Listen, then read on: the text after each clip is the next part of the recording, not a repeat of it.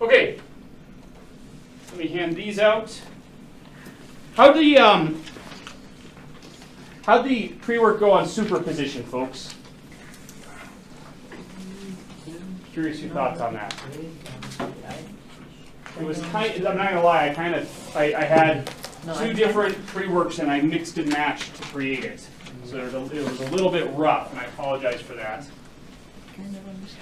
We introduced the idea of what we mean by a linear transform or a linear operator. And we looked and we saw, okay, a lot of the things we've studied before are linear transformations, which is why it's kind of hard for us, you might feel like you're just moving symbols around here and telling me this is something important. But that's because so many of the things we've done to functions or operations that we've done have this linear transformation property. Remember that if I could summarize what we mean by a linear transformation, it says that whether you do the transformation and then add the objects, or you add the objects and then do the transformation, it doesn't matter. And whether you take the object and scalar multiply it and then do the transformation, or you do the transformation first and then scalar multiply it, it does not matter. Okay? So anything that has those two properties is called a linear transformation. Okay? What's weird is to realize that all linear ODEs can be thought of as linear transformations. And what that does is it enables us to summarize things very quickly. It's the right vocabulary to prevent us from writing out. I think you did one where I had you verify that this differential equation was linear, and it felt really tedious, right? You were writing a whole bunch of stuff out. But now we know that any linear differential equation can be thought of as the left-hand side of that as being when it's in that form, as being a linear operator, so we don't have to do that process again. Okay? So this is really helpful for then coming up with general solutions and for me to summarize what we do when we find general solutions to differential equations. So I'm going to show you that in this example here. Okay? I always go back and forth whether or not to teach you this topic now. Okay? We're going to learn this method of the Euler-Lagrange method. We will do a kind of a generalized form of this called variation of parameters later on in this course. So we're going to do something very similar to what we're doing today later on in the course. I have found that students really struggle with that topic of variation of parameters. So my thought is, even though we're going to have other methods that work besides what I'm about to show you here for these particular equations, I need you to learn variation of parameters. So this is kind of like a first introduction to these similar ideas. Okay? So we're going to find this a little bit challenging, but let's go ahead and go through it, and we'll give it our best shot. Okay, so the Euler-Lagrange method, and this is my words, is a complicated way of solving first order linear ODEs and IVPs. Okay? Folks, it only applies to first order, although variation of parameters will be its extension to higher orders, but it definitely only applies to what types of first order ODEs? Linear. Okay? And just as a reminder, when I say linear, in this case it means it's possible to write it in the form y prime plus p of t y equals f of t. That's what I mean when I say that it's linear. Okay. Question on that? No, what's the p of t you write it down? It's just a coefficient function in front of the y. No, I got it. So, just to clarify, folks, when I'm talking about it being linear, p of t and f of t do not need to be linear functions as far as t is concerned. They can have signs, they can be squared, we can have e to the t, we can have natural log of t to the fifth. That's all fine. But as far as the dependent variable goes, this is a linear differential equation. Can you have a coefficient on the y prime? So you can, but as long as, and in fact, in terms of putting it into normal form, so we could do the existence uniqueness proof in it, okay, you can always divide out that coefficient and build it this way. And so I will give you some, this is important, folks, that are not originally in this linear form. And so your first step will be to divide through by the coefficient function in front of y prime. So pay attention. So remind me of that when we get to one of these examples. Yeah, if you have some coefficient over the y prime, they call normal form, right? Or this is Normal form, so if I were to solve this for y prime, I would have f of t minus p of ty, and this whole expression here can be thought of as some f of t comma y, and now I've put it into normal form. normal. Okay. Normal form is when you solve for the highest order derivative. And so some of our statements require us to be in normal form, and that's always, it feels like a lot. So folks, I definitely recommend putting like differential form, normal form, those types of expressions on flashcards and using those for study, because it's easy to forget those. Yep. Yeah, great. All right. So, the theory developed here, while clunky, will be helpful in solving nth order ODEs and IVPs, which is what kind of the second third of this class is about, using a method called variation of parameters. So that's why we're doing it now. It also gives us a nice opportunity to explore this topic of superposition.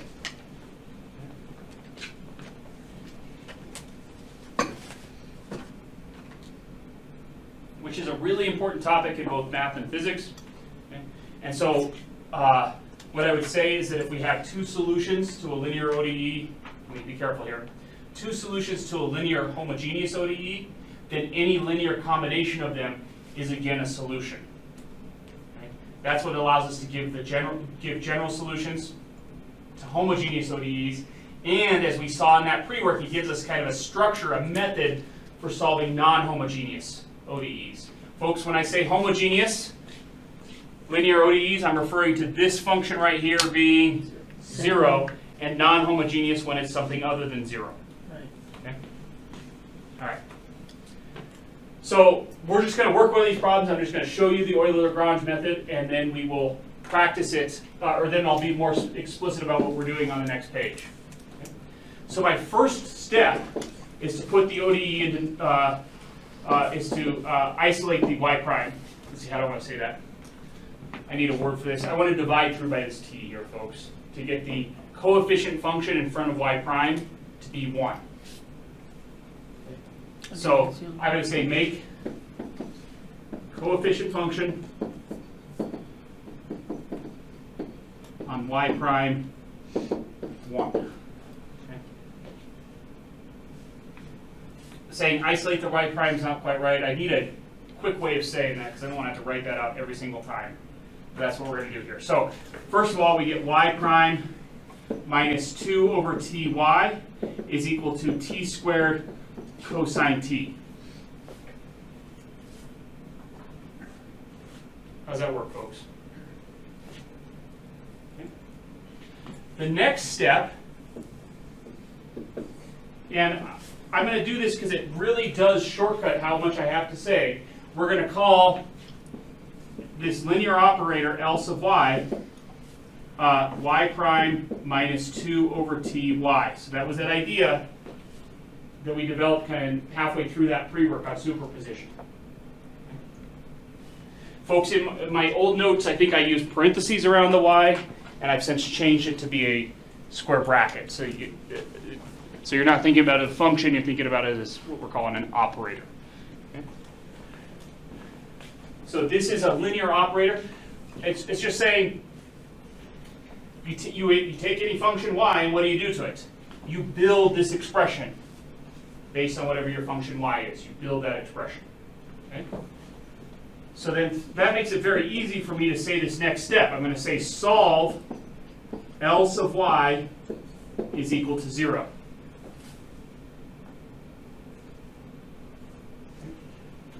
What am I saying in, if I wanted to be more verbose, if I want to write that out in more detail, what am I really telling you to do here? Set the equation equal to 0. Solve it when it's homogeneous? So a little bit more detail there. Yeah, so if I take the right hand, if I take this expression and set it equal to 0, I've built the corresponding homogeneous ODE. So this is shorthand for me saying solve the corresponding homogeneous ODE. That's what that statement number 3 is telling you to do there. Okay. So let's go ahead and do that. We're going to solve y prime minus 2 over ty is equal to 0. Why do we like solving this ODE as opposed to the original one? What's special about this one? Maybe you see it, maybe not. Sorry. That's another question. What's special about this this ODE here? And I haven't yet put it in a form where it's going to be really obvious. What's special about it? It's first. It's still first order. It's still linear. That's true. It's now and homogeneous. too. But what else do we get that we didn't have before? I heard it. Separable. This is now separable. The homogeneous ODE, the homogeneous linear ODE will always be separable. Okay. Does that make sense?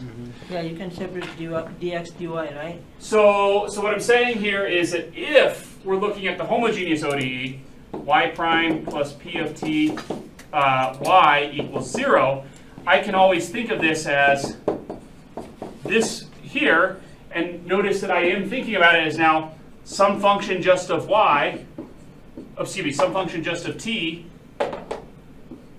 and some function just of y. And that was the definition of being separable, right? It's a function of the independent variable multiplied to a function of the dependent variable. And you could always do that with first order, homogeneous, linear ODEs. You can always separate them. So let's do that. So we get y prime is equal to 2 over ty, and now I can separate this, so I get 1 over y differential y is equal to 2 over t differential t. Integrating both sides gives us the natural log of the absolute value of y is equal to 2 natural log absolute value of t plus c. Okay. I think we still need a little practice with this, so I'm going to go a little slow. This gives me the natural log absolute value of y is equal to the natural log absolute value of t squared plus c. Now I'm going to exponentiate both sides. So this gives me e to the natural log absolute value of y is equal to e to the natural log absolute value of t squared times e to the c. What this cleans up to be then is just absolute value of y is equal to c absolute value t squared. I don't need the absolute values on the t squared y because it's always positive, but for all sorts of various reasons that we've talked about, we can then give our homogeneous solution as ct squared. And I'm going to now put an h there to show that it solved the corresponding homogeneous equation. How we doing, folks? Is there any step in here, especially these steps here? Folks, if you're not seeing these, please, it's just me going too fast. I promise you that with some practice, you'll see them. But please interrupt me right now if there's something I did here that doesn't make sense. Because it's algebra tricks that we can quickly fix if you've got questions. And it looks like Greek if you don't see the trick. So it's just a matter of me just pointing out some details. We okay with that? Yeah, Ethan. I guess in the very beginning, the y prime turning into 1 over y dy? We're talking right here? Yeah. I think. Or the step down. You changed the y prime to dy dt, right? Like, I think that's. Wait. So, okay. So one step that I didn't show here was I now thought of this as dy dt is equal to 2 over ty. And I'm going to multiply the differential t over to the right-hand side, and I'm going to divide the y over to the left-hand side. Oh, okay. I see it.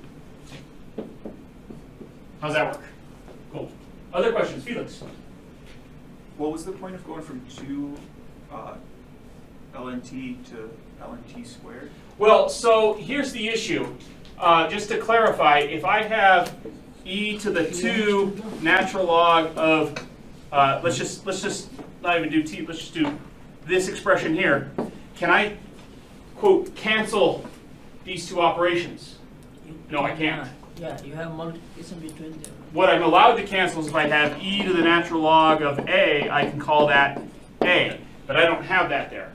I mean, you can break down like e to the power 2 plus e to the, I mean, not plus, e to the power 2 multiply e to the power ln f, whatever. So there's some tricks you could do. So for example, you could say this is e to the natural log of x squared, You can, but and then that would simplify to be x squared. But in general, like this whole idea of exponentials and logarithms being inverse operations of each other, if I interject some other operation in the middle, I can't just say they cancel one another out. Right, okay. So that Right, was like if just I, the easiest. like we know that if we took the cube root of x cubed, that we could just call that x. But if I said take the cube root of x cubed plus 1, I can no longer cancel those two operations. Right, okay. So it's kind of, that 2's kind of do the same thing that that plus 1 is there. So it's just like the easiest way to break it down, essentially? Yes. Okay. Mhm. Great questions. Anything else, folks? All right. So we just found the solution to what? The corresponding homogeneous equation. All right. This is where it gets a little bit trickier. If you remember in our pre-work, we said that what we need is we need the family of solutions to the homogeneous equation, and then what else did we need? You remember? There's one particular solution to the non-homogeneous equation. And I think that in your pre-work I said, assume you already know this is a solution to the non-homogeneous equation. And I gave you some function like tangent of t or something like that. Do you remember that? Uh-oh. So the general solution, is that what you're looking for? So eventually we're going to say that our general solution is y of t is the family of homogeneous solutions plus one particular solution. Right? But in your pre-work, I gave you a particular solution, and all I made you do was verify that it solved it. Right? I'm not giving you a particular solution here.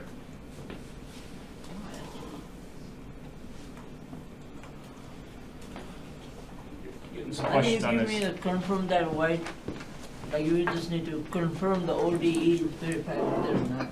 Can I see your that first? No, I don't.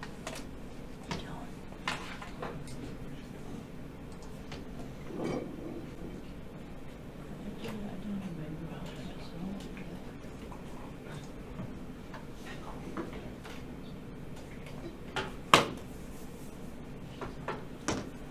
Question number 16.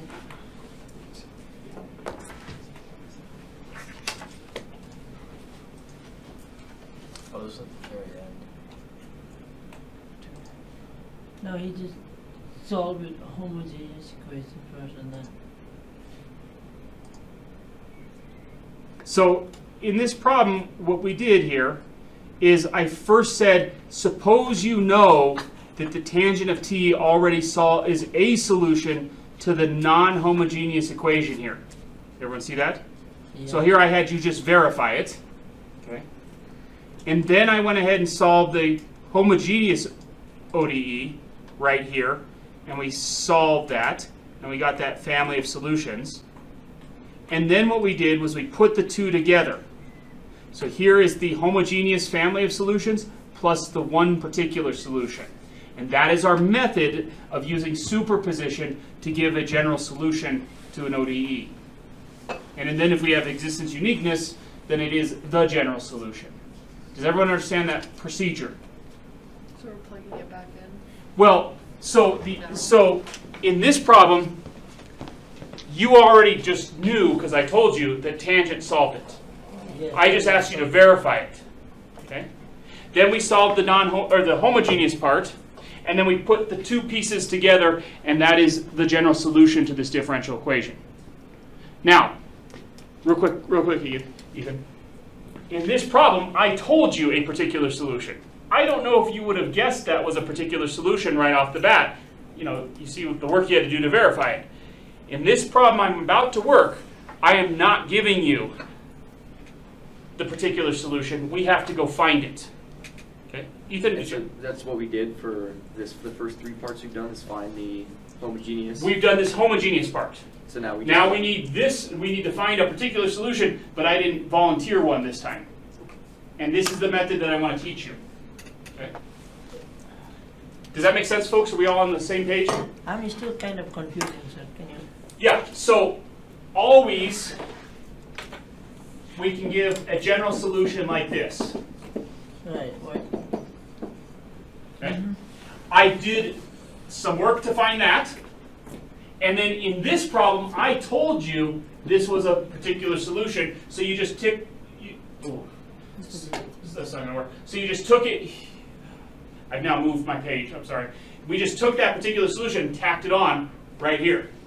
But this problem that I'm working right now in our notes, I didn't tell you what a particular solution was. I didn't give you one. All right, now I'm in trouble.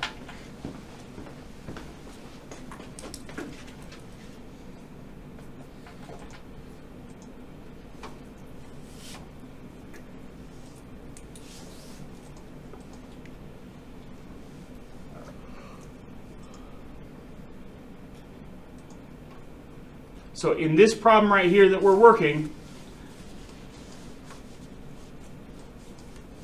I did not tell you, say, for example, the tangent of t solves this ODE, which it doesn't. Right. We have to go find it. The other steps are the same to what we did in that pre-work. Okay? All right. So what we still need is we now need to solve, we need one solution. We need one solution to L sub y. Solve the ODE. L sub y is equal to t, careful, t squared cosine t. Not t cubed cosine t, right? It needed to be in this first form where we divided through by the t value. Right. So we need to find one solution to that. Okay? The method that we're going to use right here, is called the Lagrange-Euler method. Or the order doesn't matter. Euler-Lagrange method, Lagrange-Euler method. Okay? So, I don't want to get into the details this time through as to why this works. We will have better terminology when we return to this topic during the second third of this course. Okay? So what I'm going to do is I'm going to guess the solution to be the particular solution to be v sub t. I forgot. V sub t times t squared.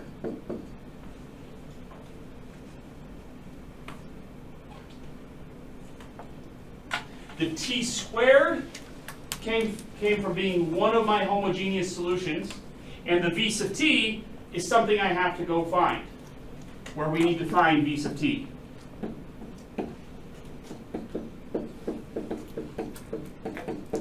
We don't know what it is, but we're going to guess that the solution looks like this. Okay? So, if I claim that this is a solution to the original non-homogeneous ODE, what would you do to check it? How do we check to see if something's a solution to an ODE, folks? We take as many derivatives as we need to, and then we plug all those pieces into the original equation, You right? still solve the problem. So I'm going to take y sub p prime, which would be, what am I going to have to do to take this derivative here, folks? With respect to, it's I'm going to have to use the product rule on this, right? Right. So this is going to be v of t times 2t plus v prime of t times t squared. We're going to plug this and this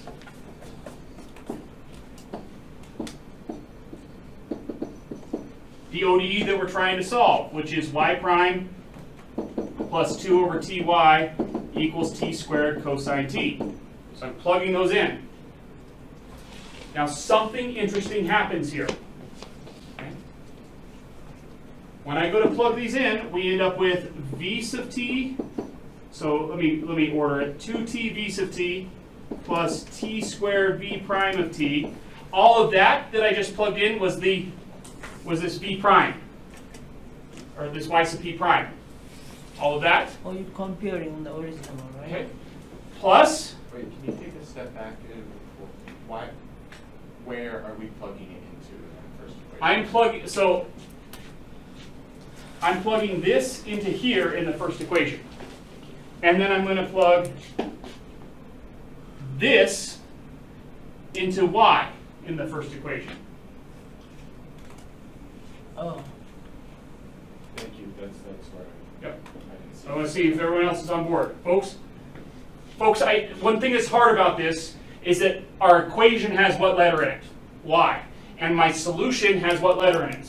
Y. So that's always a little bit confusing here. Okay? I'm claiming that this expression right here solves this equation. How would you check it? You would take this thing's derivative and plug its derivative in right here, and you would take the expression and you'd plug it in everywhere you saw y. And you're going to verify that you get what? t squared plus cos t. I mean, whatever the left A side. true statement. That's normally what we would do. What we're going to be left with, though, is an expression for this v of t, and we'll be able to solve for it. Okay? Now, so everyone see what I've underlined in red here is this y sub p prime, Right. and what I've underlined in black here is this is y, which I'm about to plug in. So this is the 2 over t. Let me do it like this. Plus 2 over t y, which is my v sub t times t squared. And we're setting this equal to t squared cosine t. Folks, I feel like I've lost you here, and let's backtrack. You have forgotten how to check that something is a solution to a differential equation. How do you check? You take I'm saying, folks, check that this thing, or we're not going to check that it solves it, we're going to guess that it solves it and then do some work on it. But if I said this is a solution to the differential equation, verify it, what would you do? You would take this thing's derivative, and then in the original ODE, everywhere you saw a prime, you would put its derivative. And everywhere you saw a y, you would put that expression. And then No, maybe I'm not it's twisted. getting your If it is pussy. true, it is solved. So let's look at this differential equation right here, folks. Y prime plus 3y equals 0. Okay? Mhm. I want you to verify that phi of t, which equals e to the 3t, solves this ODE. This has nothing to do with this method that we're teaching right now. What would you do to check that this thing solves it? I will take the phi prime t. You're going to have to verify it, you're going to have to take the derivative of it. Right. That will give me 3e to the 3t. Then what are you going to do? You're going to Plug plug it in. this Into the original one. in for y, and you're going to plug this Into in for y prime. Right? Mhm. That's what I'm doing right now. So I'm saying our guess is that this thing right here solves the ODE. Now, where did I get this thing from? I took this unknown function that we're going to have to go figure out what it is, times t squared, which was our homogeneous solution. Okay, one of our homogeneous solutions. And then I plugged this into the original ODE where I had a y.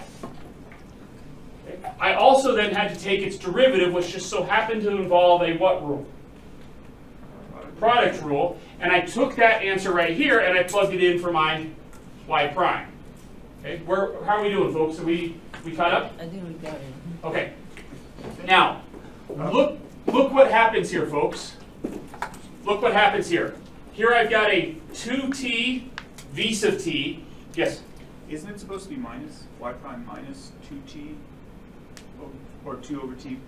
Do I have an error? I think it's supposed to be y prime Okay. minus. Yep.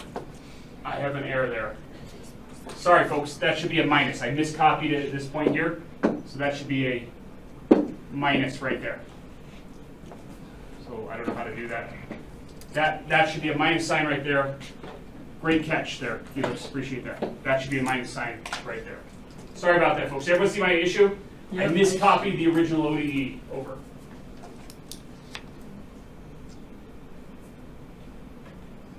Okay. Now, this is the punchline right here. This is what we've been building up towards. Look at this expression right here, 2t v sub t, and then look at this expression right here. This simplifies to be what?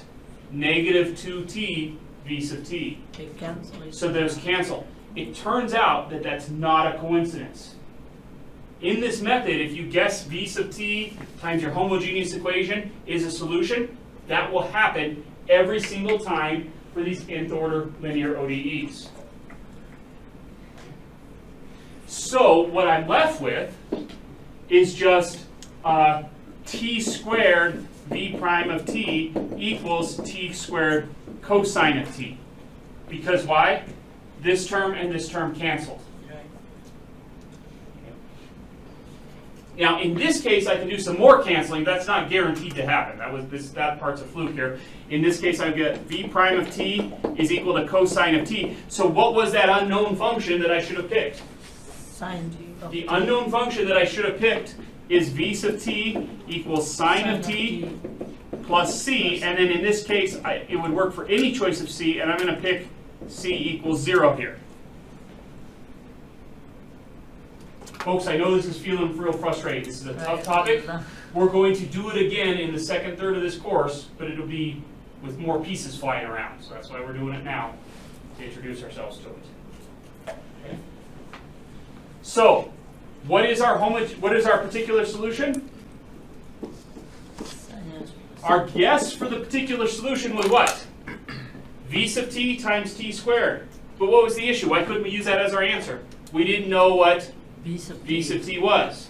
So we took its derivative, plugged everything into the original ODE, and it so happened that pieces canceled just so I could solve for my v prime of t. Or excuse me, I could solve for my v sub V t sub t. by integrating. So my particular solution then, we just found to be sine of t Times t. times t squared. That is my particular solution. Right.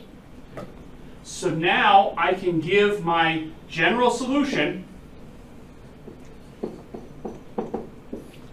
which is always y sub t is equal to y sub h plus y sub p. And in our case, our y sub t is equal to Capital ct squared plus plus the Sine sine. of Let t let me get it out there, Chandra. T squared sine of t. And that is my general solution, or that's a way of representing the general solution to this differential equation. That was a lot, folks. That's okay. Okay? We're going to take a break. We're going to come back. I'm going to work one more of them after the break, and then we'll talk about it a little more generally. Okay? So I've got that it is time for pop culture. All right. So let's, before we do the general one, let's try this one more time. Okay? So here we'll do another one. Now, I think I mentioned this at the top of this document. The Euler-Lagrange method is when you do this variation of parameters specifically for a first order. Okay? Variation of parameters will be a technique we usually use for second order and higher. We don't usually apply this clunky method to a first order. Okay? So here I'm saying to solve this using variation of parameters, this is the same thing as the Euler-Lagrange method. Okay. So, remember what we did before. First of all, we get it in the right form. Okay. Folks, I cannot overstate how important that is. There are some long, complicated techniques I'm going to teach in this class that assume the ODE has already been put in the correct form. I feel like I should make you put it in the correct form sometimes. So you should always be checking that. Okay? But in this case, this one's good to go. Our first one was not. Okay? So the next thing we do is we're going to call L sub y, we're going to call it the equation y prime minus y. or I said equation, I should have said differential, or the linear operator, y prime minus y. Okay? So what do we do next, folks? We solve L sub y equals 0. That's shorthand for saying what? Solve the corresponding homogeneous ODE. Okay? So that would be y prime minus y equals 0. Why do we like solving this one? Because it will always be what? It will always be separable. So this gives us differential y, right this way is equal to y, and so I get 1 over y, differential y is equal to differential t. Differentiating, or integrating both sides gives you natural log, absolute value of y is equal to t plus c, or y sub h is equal to ce to the t. Not that it really matters, isn't it? X. Oh, I did change it to x. Shoot, I knew I would forget that. I knew I would. Thank you. These should be x's, folks. Folks, I always want you to be consistent, but please don't worry about that. Like, we'll try our best. You know, try your best to make sure you use the correct independent variable here. I'm doing that because I know how hard it is, and I stepped in my own trap. How are we doing, folks? So now we've solved the corresponding homogeneous ODE. Now what do we want to do? We need one particular solution.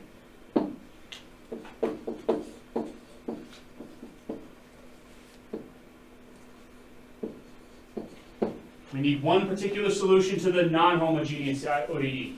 Okay? i.e. L sub y is equal to f sub t, which is what in this case? Y minus y prime. Our non-homogeneous function on the right hand side there was that 3e 3 to the power to x. the x, not to the t. Okay. So maybe you can just look at this problem and come up with a homogeneous or a non-homogeneous solution to this. Sometimes I've been able to do that. Just look at one and kind of think and try and guess and test and come up with one. Okay? The method of the Euler-Lagrange method, though, is a systematic way of finding this one particular solution. What do we use as our guess in Euler-Lagrange? We're going to use as our guess y sub p of t is, or y sub p of x is some v sub x times e to the x. Okay? Where did I get that e to the x from, folks? It was one of my homogeneous solutions. Okay?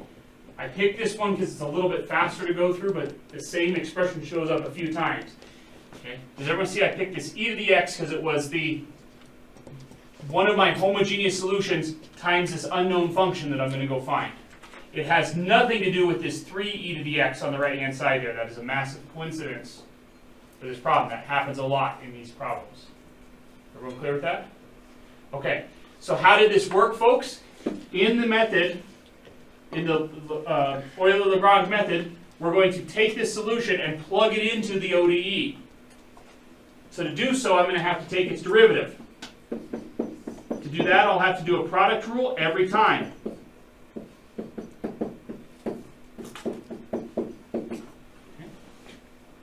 So now I'm going to take my ODE. My original ODE was y prime minus y equals 3e to the x. And in place of my y prime, I'm going to put, or in place of my y, I'm going to put that expression. And in place of my, let's see here, running out of colors. In place of my y prime, I'm going to put this expression. Does everyone see that? So this is going to give me v sub x e to the x plus v prime of x e to the x minus v sub x e to the x needs to equal 3e to the x. So what I've underlined in orange here is what I replaced the y prime with. And what I'm underlining in gray here is what I replaced the y with. Everyone okay with that? Yeah. I knew it just took a second pass through. Okay, if you still have questions on this, happy to go through it. Okay? Now, what Euler, Lagrange, one of these folks discovered, what always happens when we do this?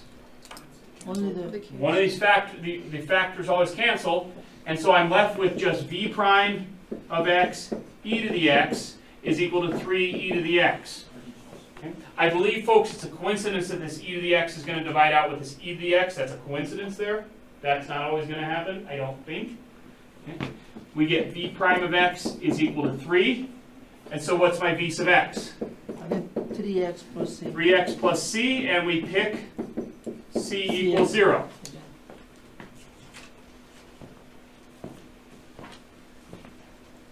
We did that a lot faster, folks. We feeling a little better about it?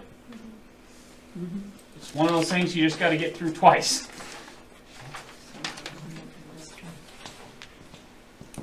Ashley, how we doing there? You good? Aiden? Jeremiah? Gabe?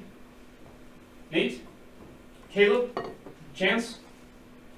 Chandra? Yes, so far so good. Colin?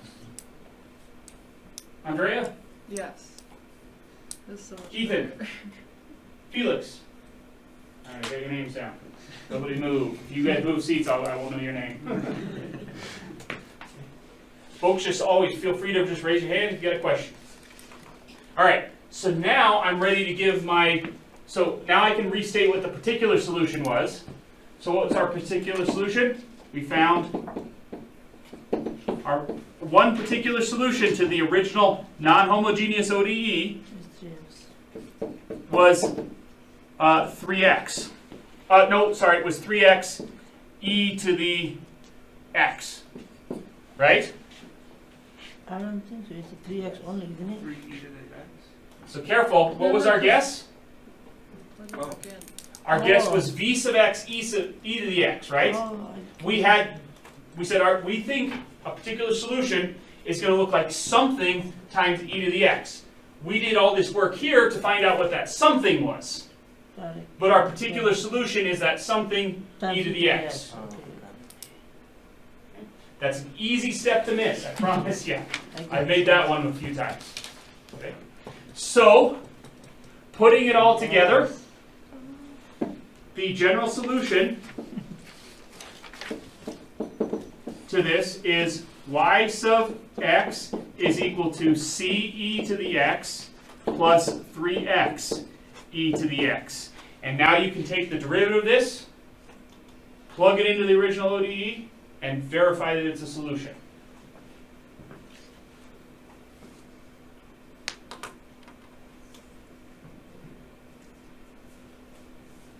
All right.